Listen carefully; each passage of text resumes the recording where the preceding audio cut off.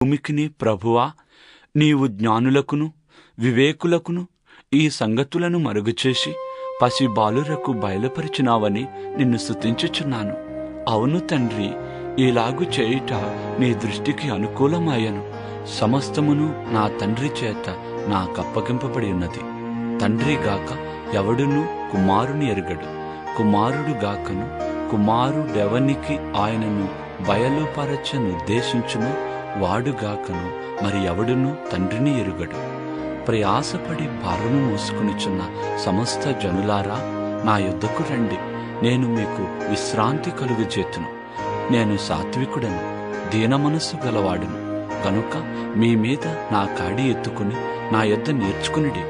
అప్పుడు మీ ప్రాణములకు విశ్రాంతి దొరుకును. యాలేనగా నా కాడి సులువుగాను నా భారము తేలికగాను ఉన్నవి.